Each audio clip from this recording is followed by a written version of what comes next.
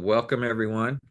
My name is David Kafka of Caribbean Capital Group. I am the principal director and I oversee the acquisitions and investment strategies for the investing offshore. And I'm originally from Charleston, South Carolina, but I've been in Belize. Last month was my 14-year anniversary. So next year we're going to have a big party for me, my agents, and my fellow investors.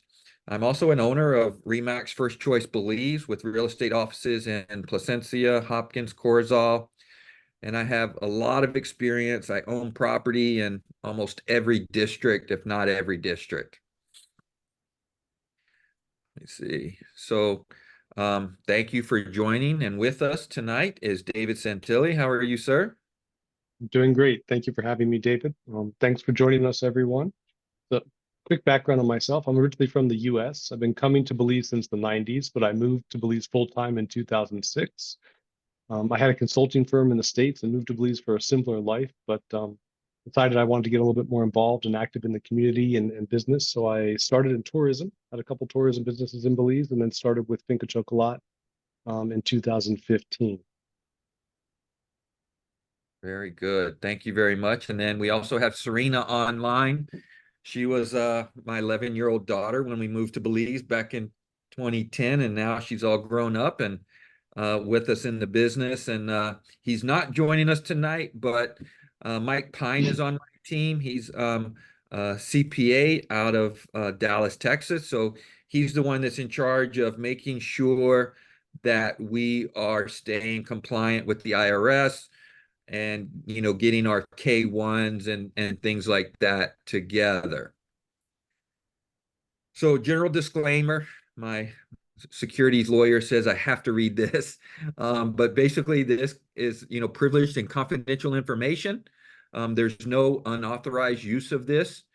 This is a business plan for informational purposes only. It's not intended to be a general solicitation. So if you're interested, then we will have a conversation outside of this. This is just for informational purposes. Any forward-looking statements, we'll use the word may, will, seek, should, things like that. So just wanted to, kind of get that to satisfy our securities lawyer. So what we're doing today is we're offering a 12 plus return, projected return on investment annualized. This is an SEC registered 506C exemption. For U.S. persons, they must be accredited in order to join our family at Finca Farm. And this is one of my areas of how to contact me. I wanted to bring this out earlier than I did last time, that all or 99% of the pictures you see tonight are actually of the farm at Finca. There's just one slide that is not part of the farm, and David will, kind of go over that part. So what does it mean to be 506 C? It basically means that you have to be an accredited investor, and I can't just take your word for it. I have to do a third-party verification or have your CPA send me an email or fill out this form, sorry, not an email, that says you are accredited. And it basically means that your net worth is over $1 million, not including your primary residence, or you have an income over 200,000 and individually, or 300,000 with a spouse or partner in the last 2 years, with the reasonable expectation that you will do that again this year in 2024. So let's talk about Belize a little bit, because when you're wanting to invest, you need to know the market, right? We call Belize, it's international investing on training wheels, because it's so easy to invest here. It's like investing in North America or the US. So we have English as our main language. It's the fastest growing Caribbean market with top tourist destinations in the world. But tourism only represents about 30% of the Belize's GDP, and we'll kind of go over that a little bit later. The second largest contributor is agriculture, and Belize weighed in at about 55.5 million Belize dollars, which is about a little over 25 million US in the fourth quarter of 2021. And this year we're already kind of over that mark now, about 3%, I believe I read at the end of January or February when that article came out. Belize is very accessible from the US, whether you come on land or by the air or through a cruise ship. Close proximity to major markets with strong international relations and avenues for trade. So we have excellent airfare through a lot of places, not just the US, but Canada, Panama, and Honduras and other places like that. And one of the reasons why Belize is so attractive to foreign investors is because, like I mentioned, English is the primary language, and it's the only English-speaking country in Central and Latin America. We have a large, skilled labor force. Our currency is pegged to the US dollar, and the real estate is still affordable. It's not cheap, but it still is affordable. And we are a low tax jurisdiction. So there's no capital gains tax, there's no estate tax, and our income tax is pretty low on income. And it varies from 0.75% to 15%, depending on what tax bracket it is. And for agriculture and selling the product, it's 1.75%. And we have some of the strongest banking and privacy laws in the world. And Belize has decided not to sign informational sharing and tax treaties with the US.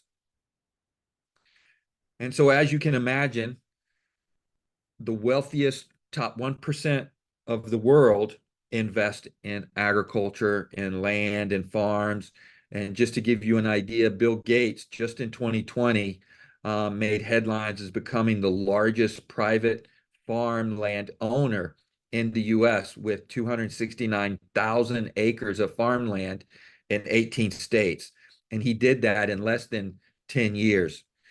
So it's no surprise that the estimated 30% of all US farmland is owned by landlords who don't really farm it themselves. I talked to a few people this week visiting Belize from Milwaukee and from Wisconsin that they just lease their farm out. They're not actually farming it themselves. It's the world's largest industry. The global agricultural market grew from 12.2 billion in 2022 to over 13.3 billion in 2023. So that's an annual growth rate of about 9.4%. It's a lot of science and art. Farming requires a skilled workforce with the combination of real assets. So we have the labor, the equipment, plus we need the natural resources like soil, air, sunlight, water. And the industry, agriculture can be grouped with other real assets such as forestry, timberland, and real estate, infrastructure, precious metals, industrial metals, equipment, things like that. So we want you to think about diversifying, right? We think of this as a piece of your portfolio, but not your whole portfolio. So it's to kind of go in line with other stuff you're doing. So agriculture and land is, the asset is always appreciating, the saying that, God is not making any more land. It's considered to be a longest life. It cannot be depreciated. You can't account for its cost by gradually reducing its value over its useful lifespan. But what we can do and this is coming from the CPA, is we can depreciate the assets, the trees, the tractors, the buildings, things like that. So there is a depreciation component on this investment. It's acquiring stakes in agriculture is a long-term play, and that can be helpful to maintain and grow wealth through land appreciation as the land grows, through appreciation, plus as the crops grow, you're getting appreciation. Again, we talked about the diversifying your portfolio with long-term investments, and that helps hedge against the economic instability or changes in administration, which we're kind of seeing right now, the elections and uncertainty. And so, what I was going to say about this is think of it kind of as a offshore bank account that you're actually investing, and you're taking that money out of a bank that could go down or under, and you're putting it into a real asset here. Plus, your investment in Finca is backstopped by the value of the land. So it's not like this is a speculative investment. So Caribbean Capital Group is proud to present this unique offering that we believe will deliver you a powerful combination, as we talked about, yearly cash flow, depreciation, long-term appreciation of the land, plus the high returns given the recent, remind me later, sorry, if you saw that. The recent price in cacao increasing and the problems that are going on, and we'll talk about it later, with cacao and the other countries that are growing it. So if you're looking to invest offshore for portfolio diversity, pass down some generational wealth, we call it like a legacy investment, or conservatively underwriting to mitigate risk, passive income, or help to reforest the earth one tree at a time. It's an inflation hedge against rocky times. And there's also a social impact because in this area, David will talk about a little more, has a high unemployment. And so we're giving jobs to people that need it, that want it. And then we also give back to the community where the farm is. So if any of that interests you, then we're going to talk a little bit more about it. And again, if you have questions, go ahead and throw them in your question and answer box, and we will answer every question. There's no question that's not off the table, so to speak. So Finca Chocolat is a 515-acre cacao, timber, and spice farm on the Bronco Road in the Toledo district of Belize. So it's the southern part, and I believe we have a map coming up. It's one of the two largest cacao farms in the country. And in the early 1990s, the previous owner of this farm, he cleared a lot of it, most of the trees, and used it as a cattle ranch. And then the owner left Belize in the early 2000s, and then the ranch kind of went in decline. And that's when David S., we call him, pulled together a small group of investors and purchased the farm. He really rehabilitated the grounds and rebranded it as what you see today, Finca Chocolat. Hey, David, thanks for getting us started on this. This is the one picture that David referred to that is not of the farm itself. And that's just because the farm is so big, it's hard to capture it on one slide. But I want to start off by talking about an agroforestry system. And what we're doing at Finca is we're maximizing the value per acre by having a multi-strata system. And what I mean by that is we have a canopy of hardwood trees that we're putting in areas that had been cleared previously. We have the mid-story, which is cacao. And then we have an understory, which is lemongrass, cardamom, vanilla, and we'll talk about a few of those later. We started with Cordia aleadora, which is known as salmwood locally, in 2021, and we've added barbaholote and rosewood over the last couple of years as well. Next slide. Thank you. So what's on the farm? So we talked about the cacao. Dave mentioned the salmwood a little bit. I brought that up, but we have a number of other crops as well to maximize the value per acre. We've got 7 acres of cashew trees. We did a quick test, well, a small test at the end of 2022 with lemongrass that went in fantastically, and we're expanding that rapidly. We'll talk more about that later. We've also got quite a bit of turmeric in, which we sell locally. Cardamom, which is one of the top 3 expensive spices in the world. Vanilla, cardamom, and saffron are the 3 most expensive spices in the world. So we've got 2 out of the 3. Saffron doesn't grow well here, but we're focused on kind of high dollar, non-perishable goods. Banana, oh, what happened there? Thank you. I have no idea. Banana and plantain we use as part of the fermentation cycle, and we can talk about that later. And then other crops on site that we have include breadfruit, coconut, achiote, pigeon pea, bamboo, and soursop. And all of these play back into the cyclical nature of what we're trying to do on the farm in one way or another. So all these crops contribute not only to the biodiversity, but the idea of utilizing everything that we use on the farm, that we grow on the farm in one way or another. And part of that is satisfied through making biochar.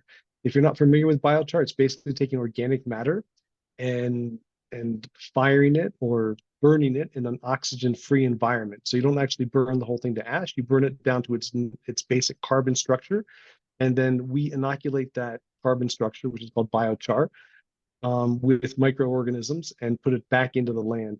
It is, if you ever heard of terra preta and what the Incans were doing thousands of years ago, it's a really old idea. It's been proven to be highly beneficial to the environment. It holds 30 times its weight in water, which is great for the trees during the dry season, and it gives a structure for microbes to exist in the soil. We were, I'll just bring this up real quickly. We actually submitted for an Earthshot Prize, which is a £1 million prize given out by the British government in 2023. We were not selected in 23, but the evaluation committee asked us to resubmit in 24. I still think it's a long shot, but it's nice to be recognized for what we're doing and the efforts that we're putting into giving back to the environment. I want to talk about this real quickly. So we did this seminar for an afternoon seminar about 2 weeks ago now. And at the time, the cacao market was going crazy, and that has not changed. Over the last year, the market has gone up from about $2,400 a ton to, you see, right, I pulled this chart today, but it's actually yesterday's chart, almost $7,400 a ton for cacao. That's a 3 times increase over the last year. We are in the fine flavor market. There are really 2 distinct markets for cacao. So Finca Chocolat is in the fine flavor cacao market, which makes up about 15% of the overall market. And commodity cacao, which you see this chart on the right reflects, is the other 85% of the market. There were supply shortages in 23 and 24. There are continuing supply shortages. The 2 countries that produce over 50% of the world's commodity cacao have both seen huge declines in production over the last 2 years. And I don't think that doesn't look like it's going to change, because it wasn't just bad luck. It wasn't something that just happened. The weather patterns have changed. They've had disease issues. There's no way to recuperate from that quickly. So it's not like it's going to turn around, because cacao takes 4 to 5 years to start producing. So for at least the next 5 years, there's a huge moat for those who are doing well and whose production is increasing.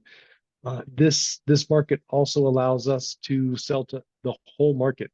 Historically, we were selling to about 15% of the market at about $6,000 a ton, even when commodity cacao was at $2,500. So unfortunately, we're not tripling our price to $18,000 a ton. That would be nice, but the whole floor for the market is coming up, and fine flavor cacao is riding above this floor, which is great. So I do want to make the point real quick, though, before we switch to this, Dave, that when we started this, we ran all of our numbers in 2015 and 2016. So we can survive at the $2,500 a ton commodity rate, even though we'll never sell it that. We'll always sell it almost double that. But because the fine flavor market demands it, but we don't need this pricing to succeed. Dave, thanks. Okay. So the demand for fine flavor cacao has been increasing at the same time that production has been decreasing. So it's kind of a perfect storm right now for producers in our part of the world, to be honest with you. Um, the Western Hemisphere produces much less cacao overall, but generally it's a fine flavor cacao. And we've already done a lot of the hard work. We've already got 100,000 plus cacao trees in cultivation. As I said, it takes them 5 years to mature. So not all of them mature, but as those 100,000 come online, we will be in a great position. We're adding 15,000 trees, 15,000 cacao trees annually on top of the hardwoods that we're adding. We'll talk about that later. And I want to make the point that this will go forward without any additional investment. If we get a dollar more or not, it doesn't matter. We will reach our 180,000 tree goal. We talked about this a little bit. We sold 100% of our cacao in 22 and 23 at 6,000 US a ton, even when the commodity rate was $2,400. The prices are increasing now. What's happened for us this year is that we're actually pre-selling, which is fantastic. We've got pre-sale agreements where we're taking 15% down at a higher rate than we sold in the past. And to customers that we want to keep working with, basically, just to ensure their supply. So our trees are planted on a 10 by 12 grid, resulting in 400 trees per acre. And this is something that's important to talk about. If you're investing in a tree farm, whether it's ours, in any orchard really, if someone tells you they've got 1,000 acres planted, make sure you know how many trees per acre they have planted, because that's really the key, right? As I said, we've got about 100,000 right now in cultivation, a little more than 100,000. Cacao trees take about 5 years to mature. They start producing a little bit at year 3. You'll get a little bit more at year 4.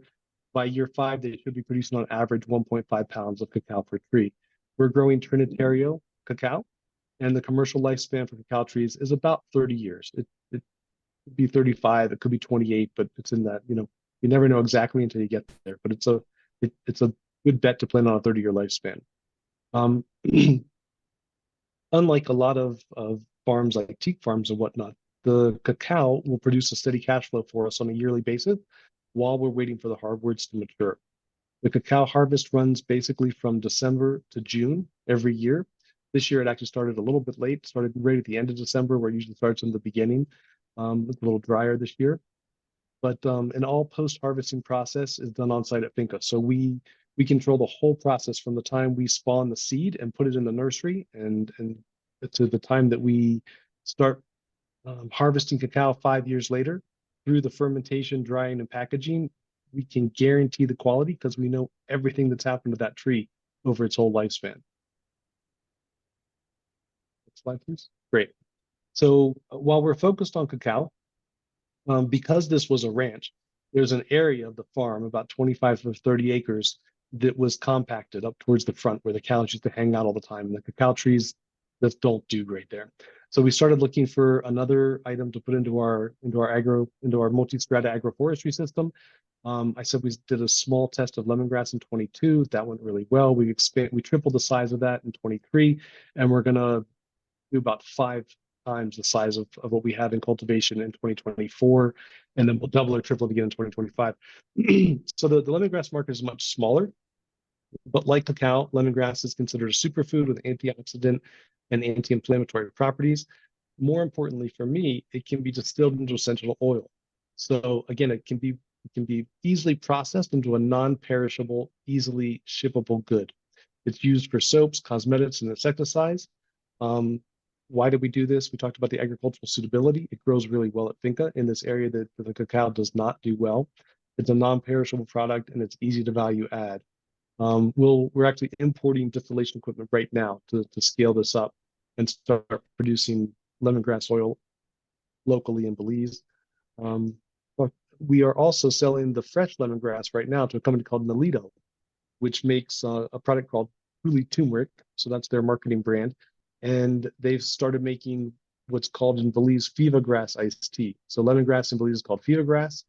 And it's great because we have a market for the fresh grass right now while we bring in the distillation equipment. Once we're distilling, we can actually sell them the byproduct of distillation, which is hydrosol, at an increased margin so that they don't have to process the raw lemongrass. And we can sell the waste product from distillation as well. Dave, All right, you so want to take this one? thanks, Dave. Yeah, so the opportunity is we have $20,000 units. and we have 600 total units that we can sell. We probably won't sell all 600 units. We don't need to, and we want to keep some ourselves. And so the projected returns are, we're saying around 12 to 14% annualized over the life of the investment. This is an investment that kind of is, we talked about a legacy investment. So once the trees kind of hit their lifespan, we're gonna, cut them down, sell the hardwood, and do whatever we do to the cacao trees, and then we're going to replant it again. So there'll be a small additional replanting fee, and then we'll kind of do it all over again. Well, I won't. My daughter probably will. I might be, gone by then in the ground. But the manager manages the farm, pays the bills, harvests the crop, sells the cacao, lemongrass, whatever, and then the investors receive an 80% return on the income after the expenses, and then the manager for doing all the work takes 20%. And Dave, how many continents are we selling to?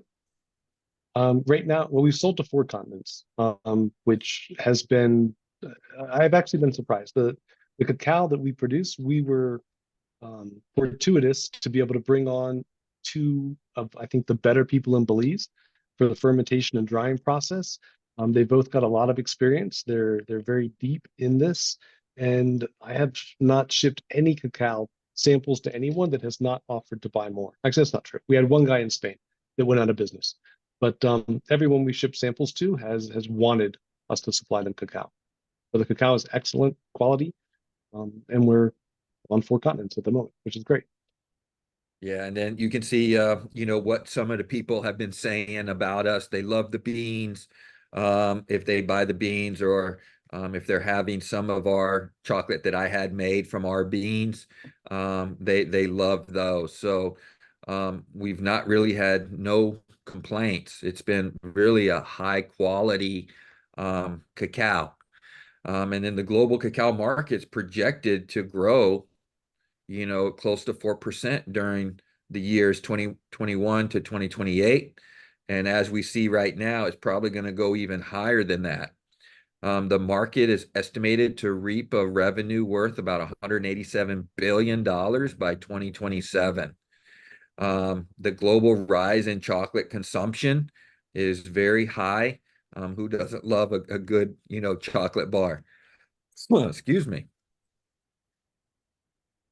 The social media and advertising strategies have changed people's mindsets about chocolate. And then you get people like President Carter being here in Belize talking about the superfood cacao is at a cacao farm in the Toledo district. So there's a lot of high demand for the chocolates with the health benefits. And then the pandemic has even caused more consumers to be even more health conscious on what they intake in their body. The chocolates with the high cacao content have less sugar and less additives and are definitely better for you. And so it reduces high blood pressure, lowers the risk of heart attack, stroke, improves moods. I'm always happy when I eat chocolate. And so it kind of helps you with the symptoms of depression. And so by 2050, the population is estimated to be 11.2 billion people, and the food has to come from somewhere to support all these people. And so we really want to be a part of that. And Finca is positioned to be a huge solution in a growing market in need of timber and cacao, lemongrass, and the lumber for the tropical hardwoods is decreasing every day throughout the world. More people are cutting down and not replanting, not a sustainable harvest. So we're going to be very sustainable. Every tree we take down, we're going to replace. And then, of course, every tree that's planted helps reduce the carbon footprint. And David will talk a little bit about that in a bit, because there's some other opportunities is there as well. And of course, the lemongrass oil, vanilla, cardamom are all high margin, non-perishable foods, which is what we like. So here's some of the products. Dave, you want to kind of talk about them? Sure. So from the top left under where you see it says the product, this is actually wet cacao, or what you call in most of Latin America cacao and baba. That's what you get when you take a cacao out of the husk. The next slide to the right of that is one of the two of the fermentation boxes that were full with wet cacao. So you take the cacao off the tree, you take it out of the pod, and then you put it in the fermentation box for about a 6-day fermentation. We'll talk more about that for anyone who's really interested. To the right was a little test of vanilla that we did again, at the end of 2022 with the lemongrass. We started testing vanilla. This has gone well for us. We've started growing vanilla under the 7 acres of cashew because they're symbiotic. The vanilla really grows very well on the cashew with the shade that it provides and the kind of moist, dense shade area. Um, Something that we are looking to get into as we get more investment. Bottom left is the nursery with young cacao trees. These are probably about a little less than a month old here. And just to the right of that is, so we do 15,000 trees a year in cacao in the nursery every year, and 3,500 psalmwood, as well as rosewood and barbaholote in addition to that. The next is an open pod. If you guys come visit us at the farm during the dry season, basically between December and May, you'll be able to taste this. It's a really unique flavor that most people never get a chance to taste. I'm not going to ruin it for you, but it's sweet, it's excellent, and surprising if you bite into the actual cacao beans. The next picture down there in the middle at the bottom is a pile of cacao pods, a small pile in front of a tree. To the right of that is some of the lemongrass that we planted. That's taken off. Like I said, it does extremely well in this area that the cacao does not grow, so it's a great use of this area of the farm for us.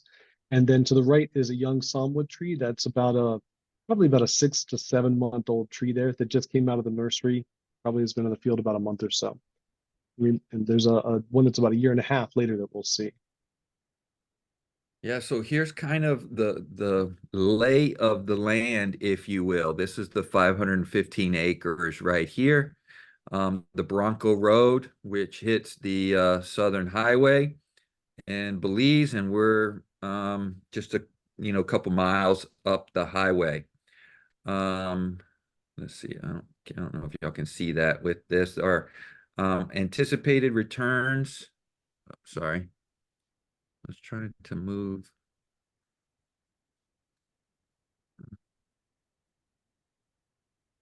See if I can move this. There we go. Our anticipated returns per unit, like we went over, is 12, over 12%, projected over the 25 years. We do pay it quarterly. They continue in perpetuity.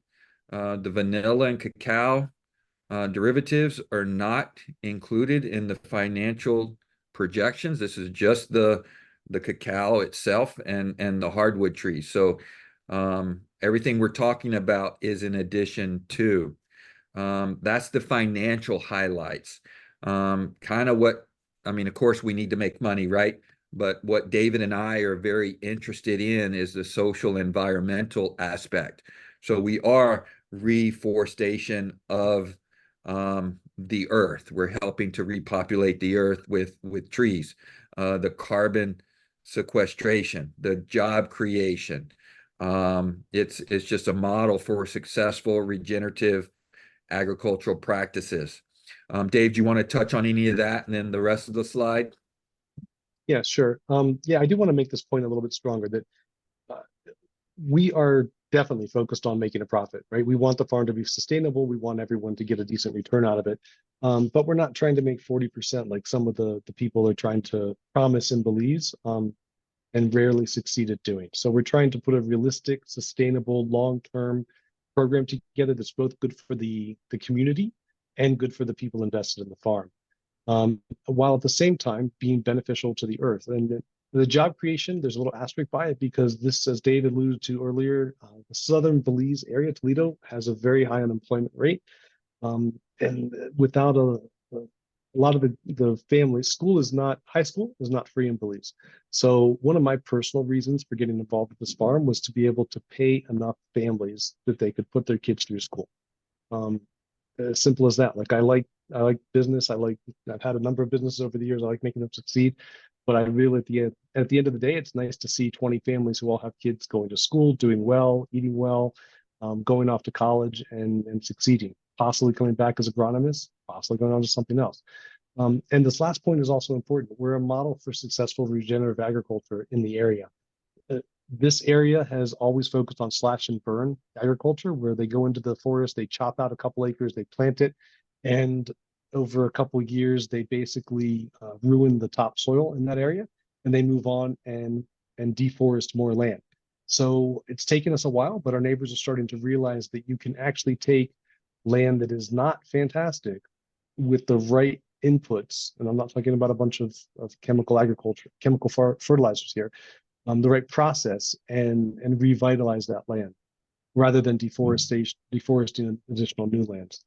So as I said earlier, well, I didn't say this earlier, but I'm saying it now, we have no outstanding debt. And with the 100,000 trees in cultivation, we will be cash positive. So we could do nothing and just sit back. But I've always been kind of an impatient guy. I don't like to do nothing.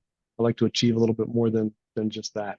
So what we're looking to do with the money is we want to build a HACCP certified processing and storage facility so that we can take the cacao itself and process it into cocoa butter, cocoa nibs, cocoa mass, and couverture, which is basically cocoa mass ground to 25 microns or less with sugar, and then sell that. So I think that has the opportunity to be kind of the hardware store for a lot of chocolate makers,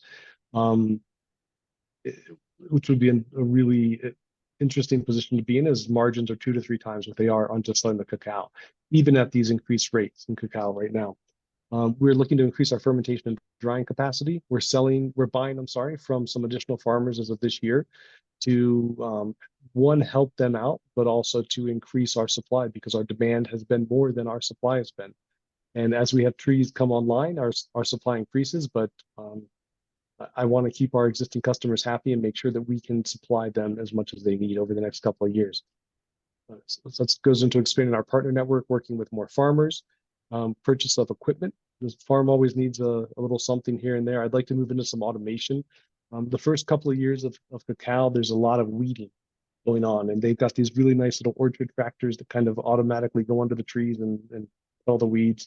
It would be it's a job no one likes to do, and it would lend itself to automation. We're looking to install a fuel depot, a couple other things there. Upgrade the water and electric systems. We're looking to invest in a solar system if we put in a plant. Lisa's electricity costs are kind of high, so we can offset that. Luckily, they have a lot of sun, so we can offset that with solar. And then we're looking to hire and train teams for processing in vanilla, which is a whole nother crew, but we're not going to do that until we have the funds to make sure we can do it properly. And more rapidly plan out the remaining acreage, as well as gaining economies of scale. As David said, we probably are not going to sell off 600 units, but if we did happen to do it, we're going to turn around and buy another 500 or 1,000 acres and do this again. Because even though we're one of the 2 largest cacao farms in Belize, 500 acre, 208 hectare farm in cacao is still kind of small. So there's a lot of economies of scale to be capitalized on there. Mhm. I alluded to some of this stuff already. Growth plans, what's already underway in 2024 is we're buying cacao from local farmers. So we've got 20 plus farmers that we're working with right now. When we process, dry, and resell the cacao, it's about a 20% margin on that. So it's almost a no-brainer to do that. And we're also paying a higher rate than anyone else in Belize to buy the wet cacao. But there's a lot of organizations out there that talk about the good they do and how they want to help the farmers. The reality is they just need to pay more. The best thing they could do to help the farmers is to pay more. So we're stepping in and doing some of that ourselves while still making a 20% margin. The sale of fresh lemongrass, vanilla, and plantain, we're selling that locally. That, as I said, we're really focused on non-perishable goods, but the items that we have that are perishable, we're selling locally. And these things have not been added to the financial projection. So as we increase this, I think we might be able to exceed what we're looking at. But if we do nothing else, we should be at 12 to 14%. Lemongrass expansion, we talked about that. We're expanding to 10 acres in 2024, and we should be at 30 acres by the end of 2025. If you come down to see us on the farm tour in May, you'll see we've got like 6,000 lemongrass in pots right now that we're nurturing over the dry season, and they'll go into the ground in June when it starts raining. So for this, we can service the local markets and test the export markets between now and 2025. And as well as I talked about supplying some of the local producers, some of the other local companies in Belize with fresh lemongrass. Biochar is a carbon sink. There's actually a huge demand for biochar. It's not a There's not a lot of money behind it right now. People don't want to pay top dollar for it, but as they see that it becomes available, we could sell tons and tons of biochar very easily. And we do this by taking the offcuts from local sawmills. So we're taking a product that would be burned and add smoke to the environment, add carbon to the environment, and we're sequestering that carbon and using it as a soil amendment. Again, that's not been included in the financials. Our midterm plans, if we when we get the funds to do so, we will expand into vanilla. This again is almost a no-brainer. It has an 18 to 24-month life cycle from the time it's planted until we can commercially harvest sufficient volumes. Again, it can be dried and stored, so no spoilage is not an issue for us. That non-perishable aspect is fantastic. It closely corresponds to the cacao market. So while we're marketing to the buyers of cacao, those same people buy vanilla. So it's really a very streamlined into our own existing marketing process already. And again, this has not been added to our financial projections. And then value-added cacao products. David alluded to this earlier. The next thing that we will invest in is a processing plant because the margins are so great on nibs, butter, powder, and couverture compared to the cacao itself that it would be foolish of us not to do so. But we need a big chunk of change at once to do it, which is partially why we're doing this 506C offering. And again, these have not been added to the financial projection. We were awarded a grant in 2023 to purchase some of the machinery to process this. So we've already tested it, we've got it in place, but we can't export without having a HACCP certified facility. Next slide. Thank you, Dave. Long term, we talked about the hardwood a little bit. We've got basically 3 that we're growing: psalmwood, which is Cordialeadora, the Barba Halote, and the rosewood. All 3 have a growth cycle of about 25 years to harvest. So they line up really nicely with the cacao. They're also symbiotic because we're using the shade from these trees to enable us to plant in the areas that have been previously cleared for the cattle. This, by the way, is an 18-month-old psalmwood tree. So you saw one that was 6-month-old, 10 or 15 slides back. This one is about a year and a half old. They shoot up to about 25 feet in 2 years. And by 2 or 3 years, they're producing enough shade that we can plant cacao in those fields where we have these trees as well. Talked about a little bit of this already, but it's a hardwood that's used in boat decking for psalmwood, furniture, and cabinetry. It's sometimes a substitute for mahogany, which we also have on the farm. Grows up to about 114 feet for the psalmwood. And rosewood is a gorgeous wood. It's one of the more valuable woods in the world, and has been logged to the point that it's extremely scarce at this point. So we have a species of rosewood in Belize that is in high demand. The crop timeline, I've hit on some of this before, but real quickly to go over it. So we germinate all of the cacao on site. We take care of it in the nursery for about 6 months. It's planted between 6 and 9 months after it germinates. And then the first 2 to 3 years, we're just doing pruning and weed control. At year 3, it starts to produce a little bit. And then we are harvesting and pruning for the next 20, 25 years. When the hardwoods reach maturity, about 25 years after they've been planted, the cacao will be of a similar age and it will start to decline. We track the farm by zones and by plot, by areas. So we know exactly how much we harvest from each section of the farm. And as we see the cacao in certain sections start to decline, we will replant at that point in time, which could be somewhere between 28 and 32 years from when it's originally planted. I've gone through a lot of this. You can read this, but as I said, year 1, we start the nursery in February or March. Trees grow in the nursery until about August. We plant them all by December, so they have a couple months to establish before the dry season comes in at the end of January. Year 2, we're doing structural pruning and tending to the fields, a lot of weeding. Year 3, there's no significant production, but again, there might be a few pods on the trees. We're doing maintenance, pruning, and weed control. By year 4, the trees are starting to produce and we're starting to harvest. They're also starting to do what we call canopy, where they're growing together because they have that 10 by 12 foot spacing. The branches um, block out the light at the ground level, so the weeding is reduced. The picture you see on the right is a mature tree of about 6 years, and you see how under it there's almost no weeds. It's just all leaf litter. So the leaf keeps the weeds down. So you change from a lot of weeding and early structural pruning to simply a little bit of a little bit of uh, pruning, and in the later years you kind of snip off the top, you snip off the ends, and then just make sure that everything is clean and tidy to keep disease down. By year 6, they're producing at full capacity, and they do so until around year 30. So money doesn't grow on trees, but with a little bit of work, you can turn what does grow into money. The hardwoods. We started with this in 2021. We probably should have started earlier, to be honest with you. I wish we had started in 2016, but can only do so much at one point in time.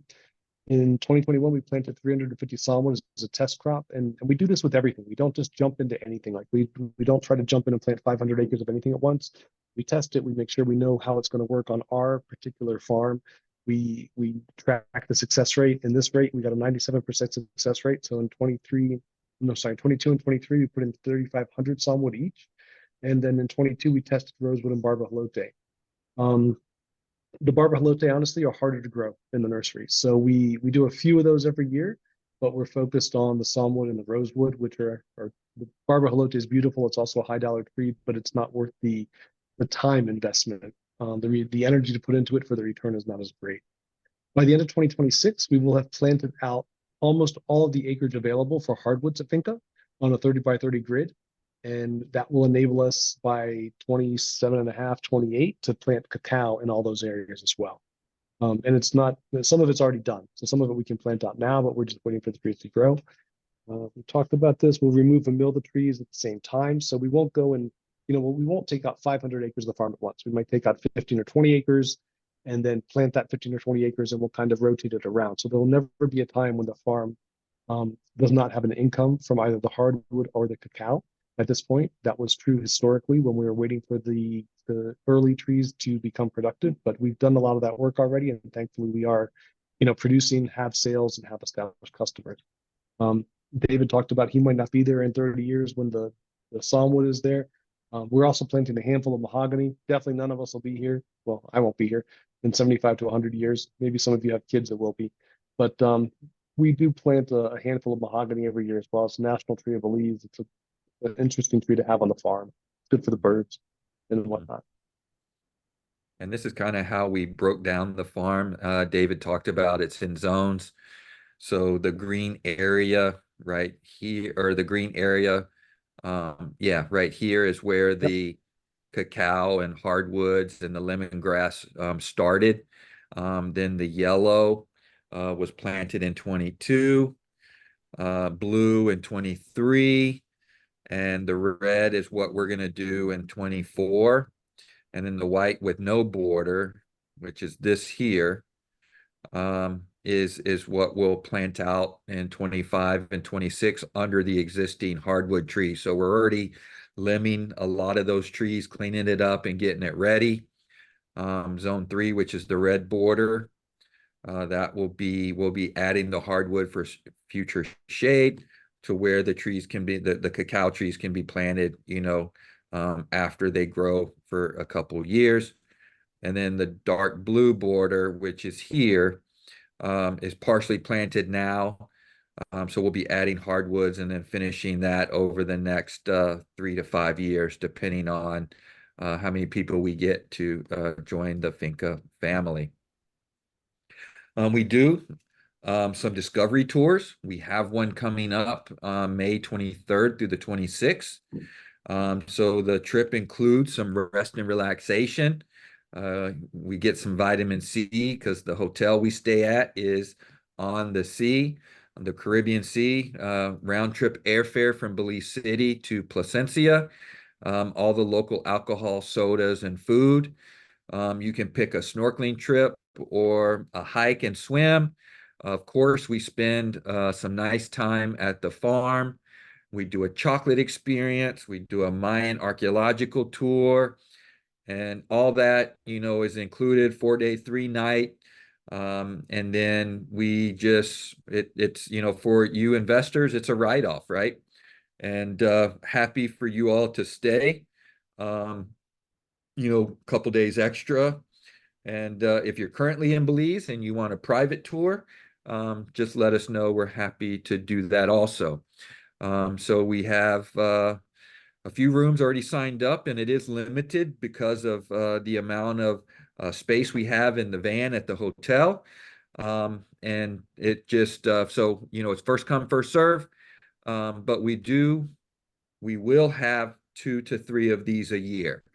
So we're kind of working out the dates for the last one the last two in 24. And then we already have one kind of on the books for 25.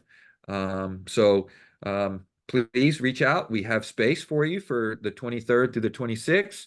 And then you can meet David and I in person, and we can break bread together and also meet the fabulous Finca Chocolat team that we have. So basically the next steps is, get the business plan, the PPM documents, or you can set up a call. We're going to answer. I see some questions that we're going to answer right now. We will have a webinar replay for this. And again, it is for U.S. persons. That the offering is a 506c for accredited investors only. And so that is the last slide.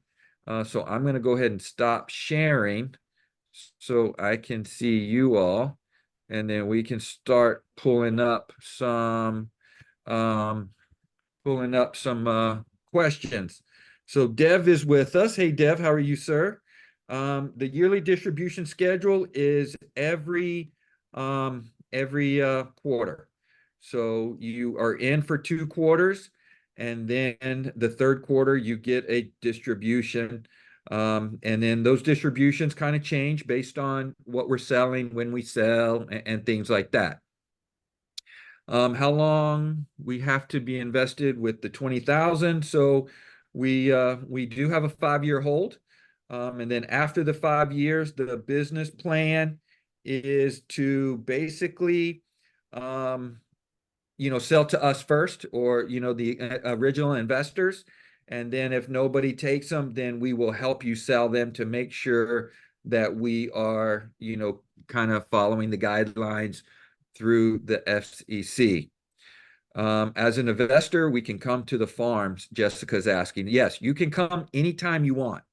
The only thing we ask is Bring your boots and a shovel, Jessica. Yeah, that's right.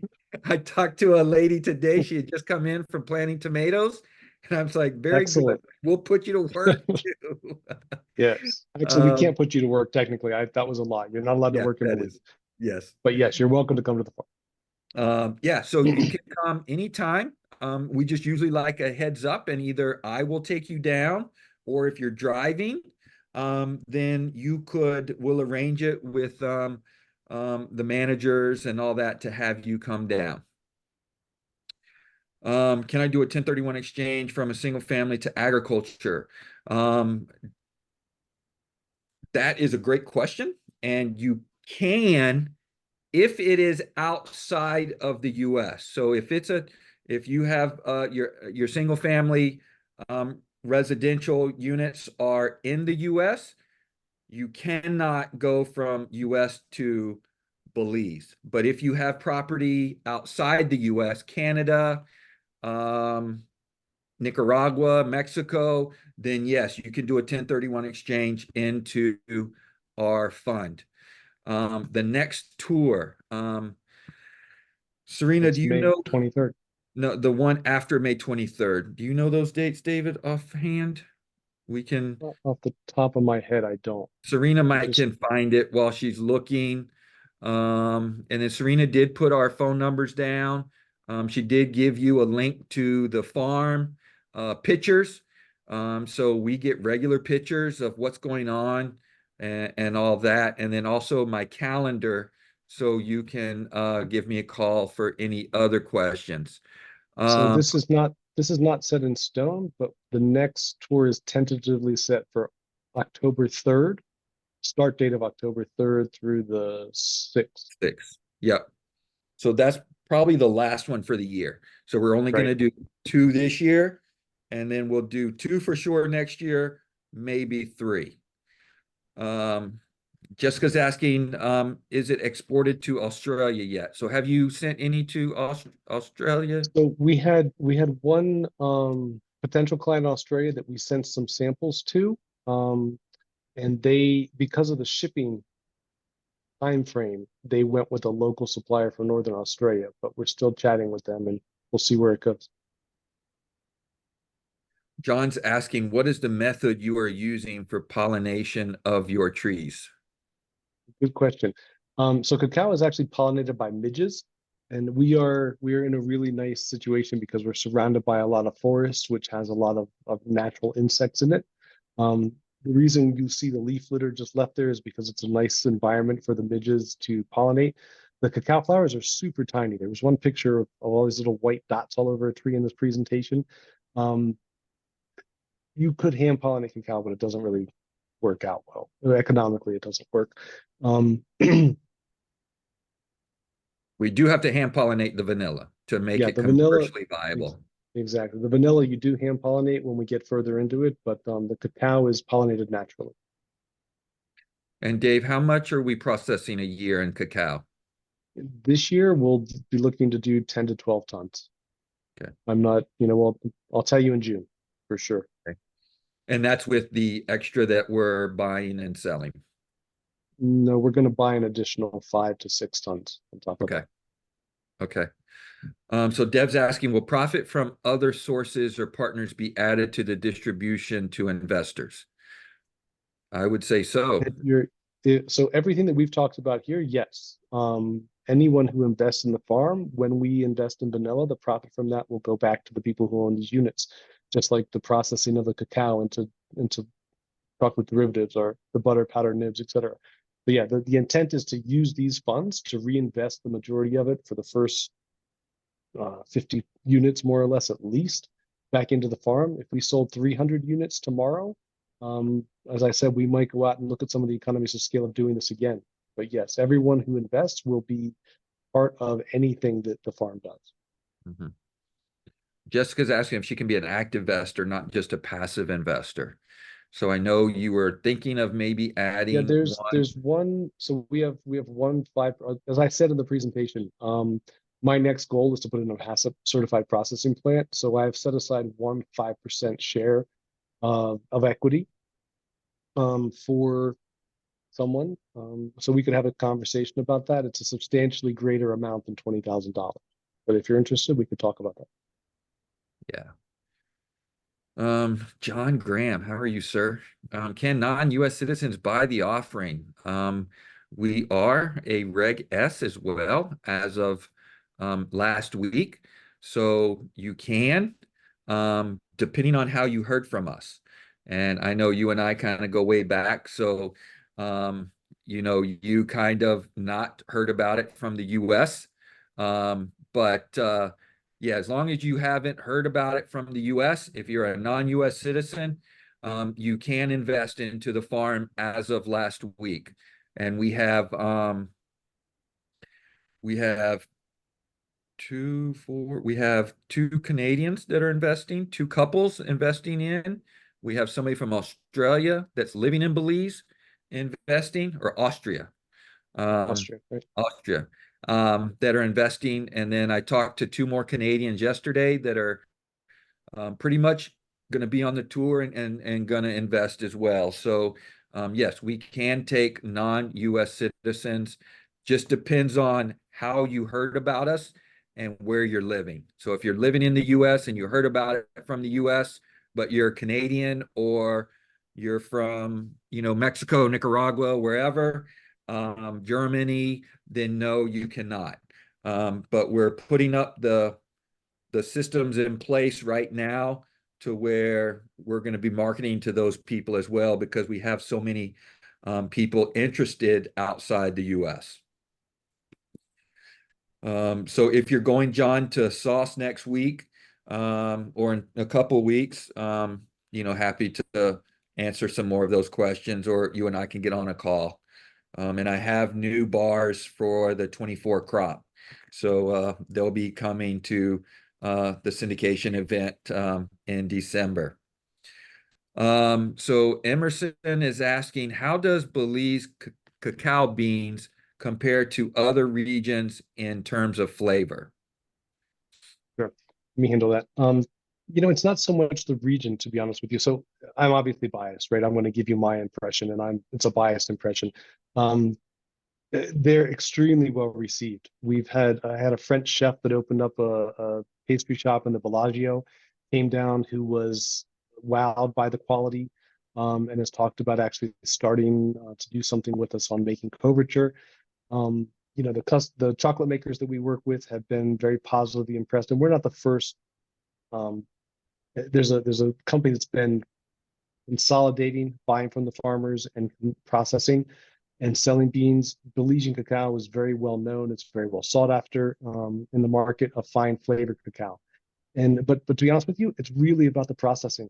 It's about the post-harvest handling of the product, because you can take excellent beans with fantastic genetics and turn it into crap. Or you can take mediocre beans and process it really well and make it decent. So, but I will tell you, they're very well received in the chocolate world. Mhm. Come taste it. Tell me what Yeah, your opinion is. yeah, and we'll give you some if you come on the tour, we'll give you some samples and me personally, I do not like dark chocolate. I'm not a dark chocolate fan, I should say. Um, but since making dark chocolate bars, we've hired somebody to make dark chocolate bars from our beans, and it's not bitter and it's awesome. And it was received so well with the people I handed out. They prefer the dark over the milk. And so this year we've done, 75% dark and then 25%, milk. So it's Much to my David's personal chagrin. opinion. Yeah. So Des, what's the next steps to come on the investor tour? Serena can throw the link in to the chat. It's $9.97 per person. And then you pay for the hotel, but I get discounts at the hotel because, full disclosure, I'm one of the owners of the hotel. So it is, it's $9.97, includes your food, your alcohol, the excursions we talked about, and it includes the airfare from the airport in Belize round trip to the hotel. Um, so that's definitely, Serena, I think she's putting it in now, the link to sign up. I think we can only take 3 more rooms. Um, or 3 more couples, if you will, um, to make sure we can all, fit. So we do have limited space. So if you want to come, we definitely, and then we do have a special until the 15th where it's a cheaper price. And Serena, you can tell me what that is. Um, I think it's instead of 9.97, it's like 9.50 or something like that per person. Is an early bird special up until March 15th, and then it goes to the regular pricing. So it's 8:34. We're 4 minutes over the hour. Serena said it's 9:25 early bird. Thank you, sweetie. We're happy to answer any more questions. If not, this will be put on a private platform so you can rewatch it. And then any final comments, Dave, or questions, or anything last minute? I know it's getting kind of late for you on the East Coast, you all. No, I just want to say thank you, everyone, for joining us. And please feel free to reach out either to David or myself with any questions. David is focused on all of the paperwork and the logistics of the 506C offering, while I'm more focused on running and making the farm work. So, focus your questions to either one of us, but maybe based on what you're looking to ask, or both of us. You see us both. Yep.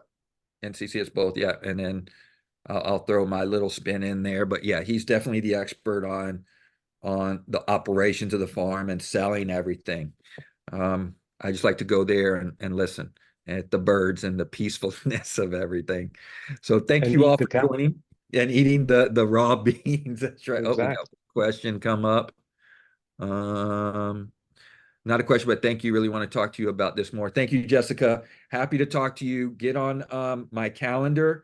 And if you don't see something soon, Serena can definitely reach out to me and Serena can fit you in between appointments or something like that. I typically schedule calls Wednesdays and Thursdays.